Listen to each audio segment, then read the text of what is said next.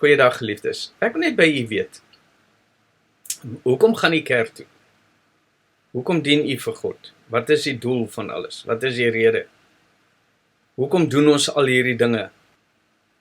Geliefdes, ek wil hê ons moet bietjie na die Bybel kyk, bietjie dieper vandag.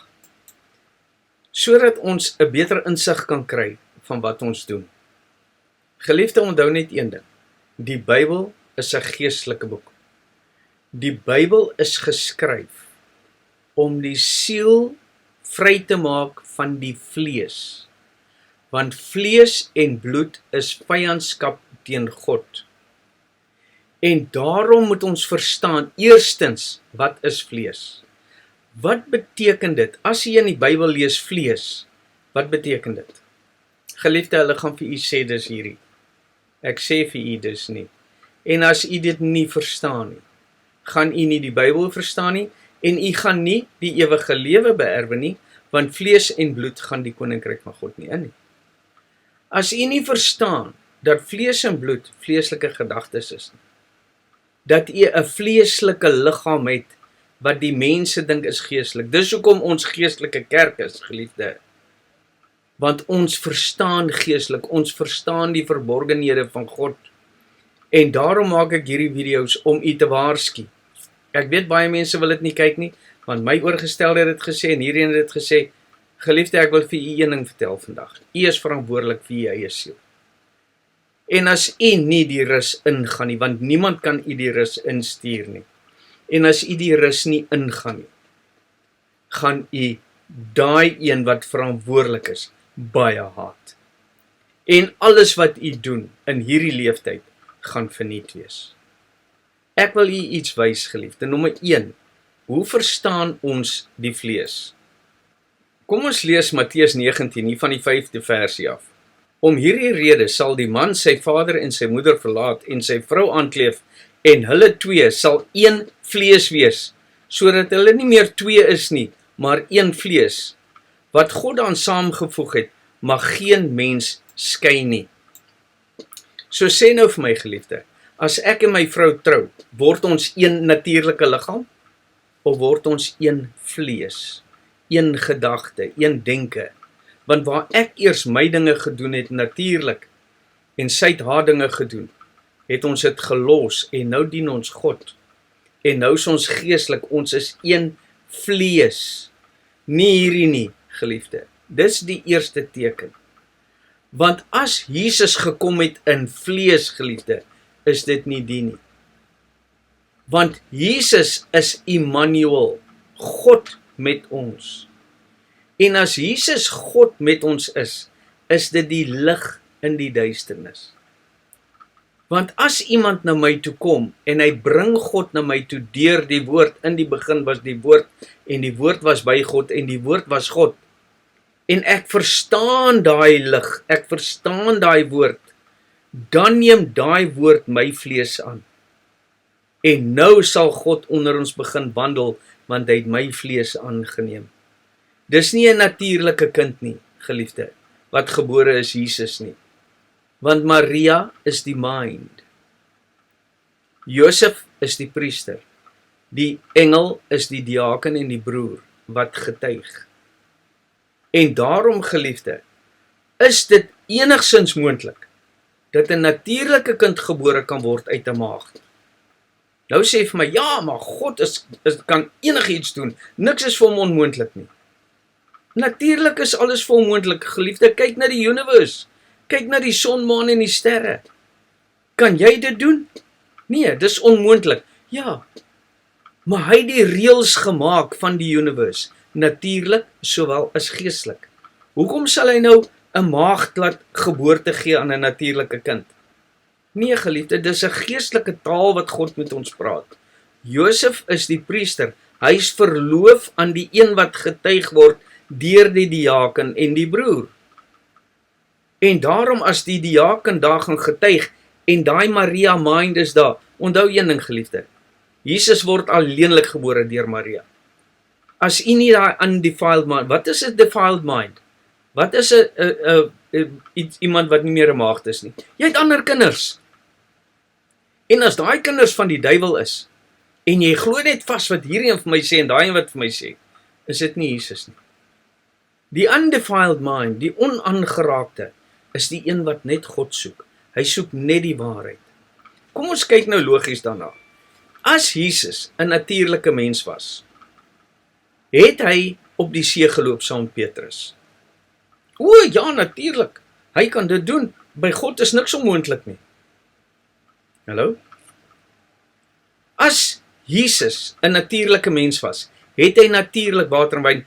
Want onthou, as hy 'n natuurlike mens was, moes hierdie dinge natuurlik gebeur het. Geliefde? So hy het natuurlik op iemand se oog gespoeg en daar kan die ou sien. Dink jy dis waar? Of het hy iemand se aarde gevat, sy verstand, want hy kon nie verstaan nie, soos ek nou besig is om dit te doen. Ek spoeg op u oog. Maar as ek van aangesig tot aangesig met u gepraat het, het ek vir u gesê, gee my van die water. Gee my u water, laat ek van die aarde vat, laat ek van u verstand vat. Praat met my, laat ek kan weet wat verstaan u nie. Laat u dink Jesus was 'n natuurlike mens. En as u daai aarde vir my gee, dan meng ek dit met hierdie speeksel. Wat is die spoeg? Dis die evangelie wat 'n mens drink. En dit gaan deur die stelsel, dan word dit speeksel. Verwerk die evangelie. Hoe meer jy brood breek oor 'n sekere ding, hoe beter gaan jy dit verstaan. En dis wanneer dit spoeg word. Met ander woorde, as jy daai gees verstaan, nou kan jy dit vir iemand verduidelik en hy gaan baie makliker sien. Hoe beter ek dit geestelik verstaan, hoe makliker gaan iemand verstaan. Want ek het nou sy aarde gevat, ek weet wat hy verstaan en nie verstaan nie. Het Jesus op iemand gespoeg en toe verstaan hy. Geliefde, Jesus en die vrou by die put in Johannes 4, hy sê, gee my van jou water. Was dit natuurlike water, geliefde? Want die put van die Vader Jakob, kyk asseblief die video Johannes 4, dan sien u, dit is onmoontlik vir Jesus of die vrou, of die put, of die water, of enigiets daar om natuurlik te gewees het. Maar kom ek wys hier iets anders, geliefde, die geboorte van Jesus. Jesus is gebore in Matteus 2 en Lukas 2. Nou kom ons kyk nou. Weet u van 2 Jesusse wat gebore is of 1? Kom ons kyk, dan dink u vir jouself. Matteus 2, en toe hulle teruggegaan het, verskyn daar 'n engel van die Here in 'n droom aan Josef en sê, staan op, neem die kindjie en sy moeder en vlug na Egipte en bly daar tot ek jou sê, want Herodes gaan die kindjie soek om hom dood te maak. Geliefde, so dis nommer 1. Wat is Herodes, geliefde? Herodes is die vleislike gedagtes, geliefde. Want as ek hierdie dinge verstaan, en ek het nog baie vleeslikheid, dan neem ek nog steeds deel aan die wêreldsdinge, en daai Herodes sal hierdie kind doodmaak. Maar ek wil u net iets wys. Kom ons kyk nou na Lukas 2, want dis Matteus 2 wat ek nou gelees het, nou kyk ons na Lukas 2. En nadat die dae van haar reiniging volgens die wet van Moses vervul was, het hulle hom na Jerusalem gebring, om hom aan die Here voor te stel. Dis nou Lukas 2. Geliefde, so die een Jesus is Egipte toe, want Herodes wil hom doodmaak. En die ander een het hulle na Jerusalem toe gevat, om voor te stel aan die Here. Hulle die Here voorgestel aan die Here. Wat 'n Here is dit, geliefde? Waar klink dit vir u bekend? Die Here spreek tot my Here, sê Dawid, né? Die Here in my spreek tot die Here in u. Jesus in my spreek tot Jesus in u. Dis hoe hy vergroot word. Want Jesus, geliefde, is Immanuel. God met ons. En daarom moet u die mense vra, asseblief. As iemand vir u sê dat Jesus was 'n vleisvat, speel vir hom hierdie video. Laat hy dit vir u antwoord. Watter een is nou die regte Jesus? Het Jesus op die water geloop? Het hy die water in wyn verander? Wat is die water, geliefde? Dis die evangelie woord. Dis die belering. En as ons dit opbreek en ons maak dit evangelisties, almal glo in 'n natuurlike Jesus. Nou kom ons en ons wys hulle, nee, waar is Jesus gebore? In Bethlehem, die stad van Dawid. Hoekom die stad van Dawid? Jesus is die seun van Dawid. Jesus kom uit Dawid uit. Jesus kom uit die stad van Dawid uit. Bethlehem, Wat beteken Bethlehem, geliefdes?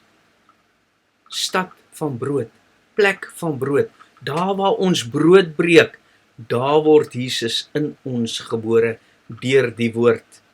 Want niks het ontstaan behalwe deur die woord nie. En daai woord neem ons vlees aan, my gedagte. Onthou geliefde, die twee word een. Ek en my vrou word een, die vlees word een vlees. So word ek en Vader een gees.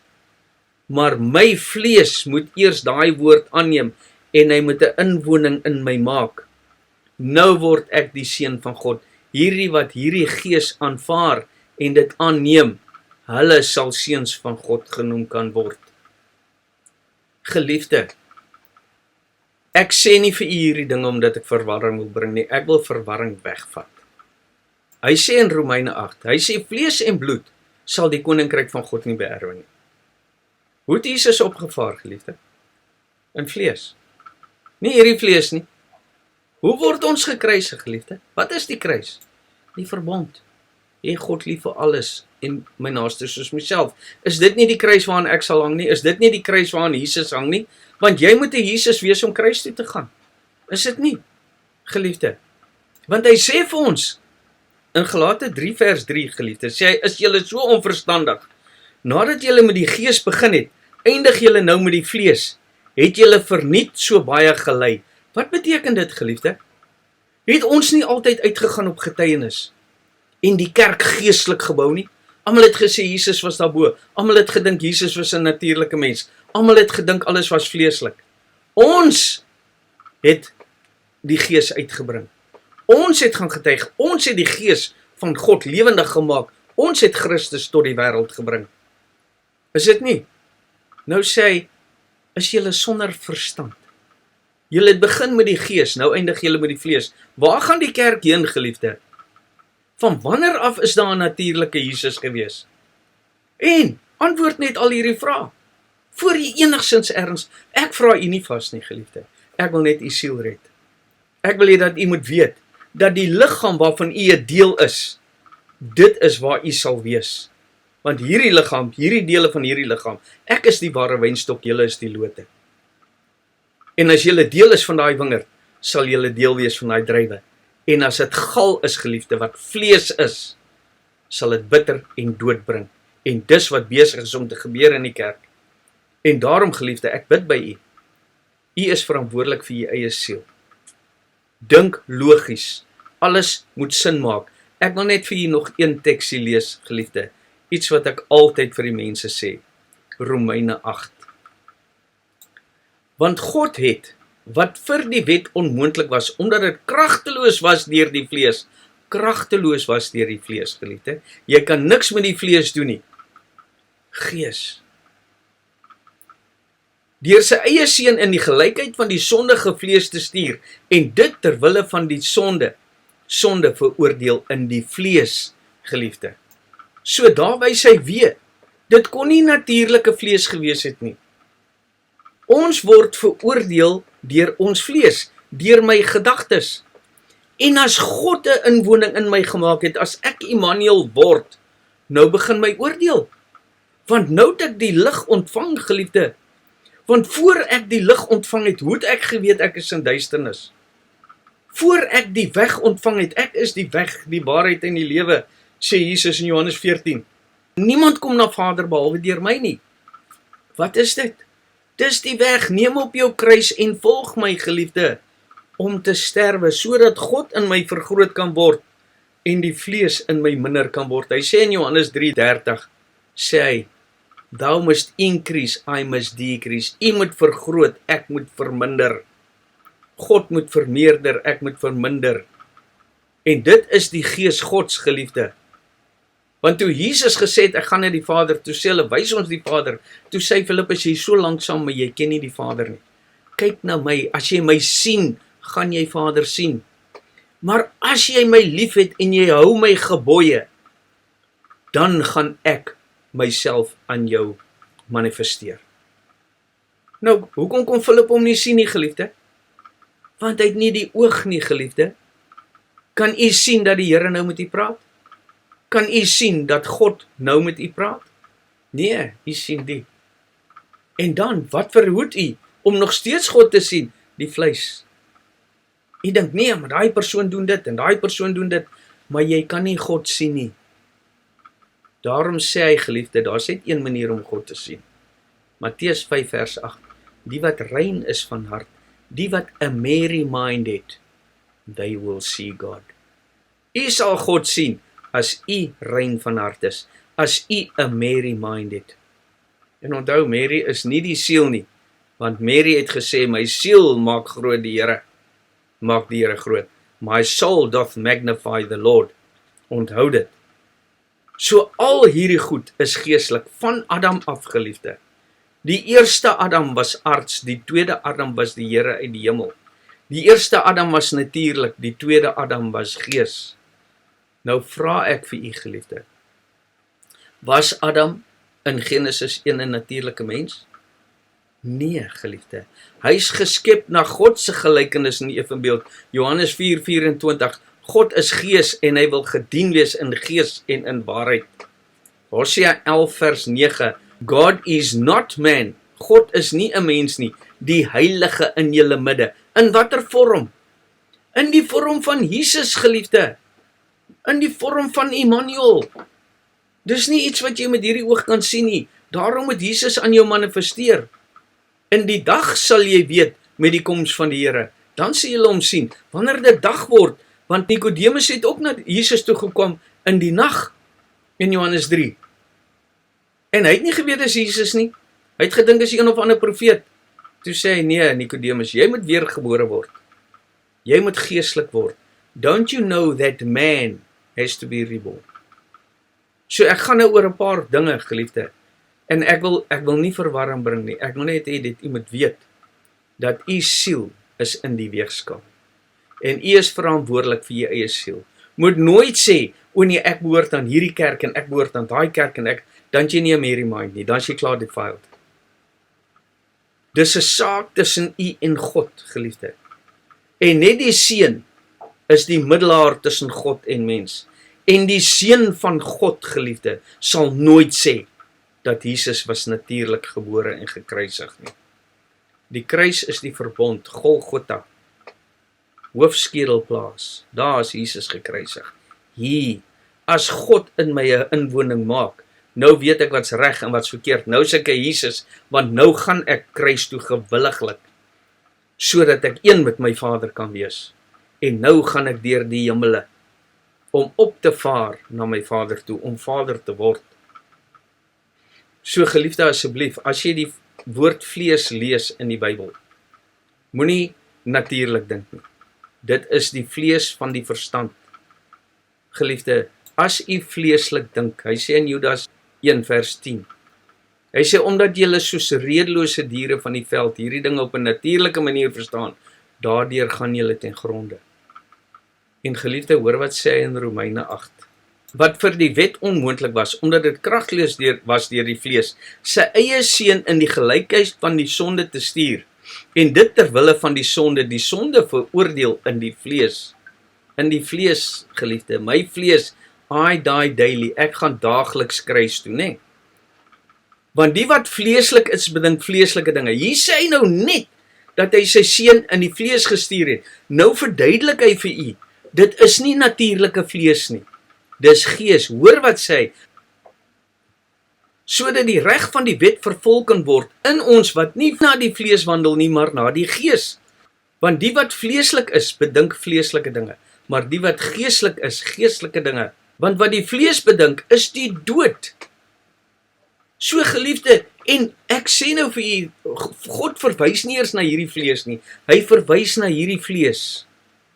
As jy hierdie dinge natuurlik sien, soos 'n redelose dier van die veld, is jy dood. Hoor wat sê hy? Want wat die vlees bedink, is die dood, geliefde. As jy sê, Jesus is 'n natuurlike mens, is jy dood, want jy kan die dinge van God nie verstaan nie. Want wat die vlees bedink, is die dood, maar wat die gees bedink, is lewe en vrede, omdat wat die vlees bedink, vyandskap teen God is, geliefde. So as u sê, dat Jesus was 'n natuurlike mens, natuurlik gekruisig, en die Bybel is 'n natuurlike storie, is u die vyand van God. En enige iemand, geliefde, wat vir u anders te vertel, sê vir hom, verduidelik dit vir my. Was Jesus natuurlik op die water? Was Jesus natuurlik die water in wyn verander? Was Jesus natuurlik gebore deur 'n maagd? En as hulle vir jou sê, geliefde, o nee, maar God is almagtig, geliefde, dis u siel wat verlore sal wees. En daarom vra ek en ek bid by u, dis u keuse. U kan God dien waar u wil. Maar as u 'n dooie God wil dien, as u wil dood wees deel daarvan, dis reg. Maar ek kan u sê, as u vleeslik bedink, is u die vyand van God. Dankie geliefde, God seën.